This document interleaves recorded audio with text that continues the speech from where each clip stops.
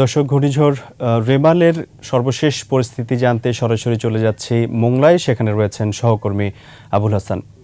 হাসান, নিশ্চয়ই শুনতে পাচ্ছেন আমাকে। এই মুহূর্তে রেমালের সর্বশেষ কি অবস্থা সেখানে দেখছেন, এবং ঘূর্ণিঝড় মোকাবেলায় প্রশাসন বা কর্তৃপক্ষের পক্ষ থেকে কি ধরনের ব্যবস্থা নেওয়া হয়েছে, বিস্তারিত জানাবেন আমাদের। ওয়ালটন ফ্রিজ কিনে অনেকের মতো আপনিও হয়ে যেতে পারেন মিলেনিয়াল। সেরা পণ্যের সেরা অফার।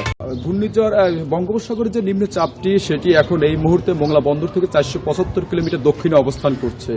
সেটি আজ সন্ধ্যা নাগাদ ঘূর্ণিঝড় রেমালে পরিণত হবে বলে আবহাওয়া অধিদপ্তর থেকে আমাদেরকে জানিয়েছে।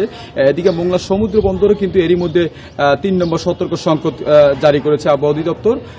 এই ঘূর্ণিঝড় রেমাল মোকাবেলায় ইতিমধ্যে কিছুক্ষণ আগে মোংলা উপজেলা পরিষদে অফিসার্স ক্লাবে উপজেলা প্রশাসন সবাইকে নিয়ে আইন শৃঙ্খলা বাহিনী বা কোস্টগার্ড প্রশাসন সবাইকে নিয়ে একটি জরুরি বৈঠক করেছে।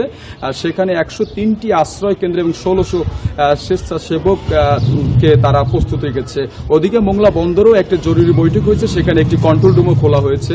মোংলা বন্দরের harbour master commander Saifur Rahman আমাকে জানিয়েছেন যে মোংলা বন্দরে 6টি বাণিজ্যিক জাহাজ অবস্থান করছে, সেগুলোকে নিরাপদে নোঙ্গর অবস্থান করতে বলা হয়েছে। তবে এই মুহূর্তে আর কি জাহাজে কাজ ওঠানামা বন্ধ রাখা হয়নি। পরিবেশ যদি পরিস্থিতি যদি সিগন্যাল যদি পারে তখন আর কি জাহাজের কাজ বন্ধ করা হবে। তো এই ছিল আসলে মোংলা বন্দরের সর্বশেষ অবস্থা।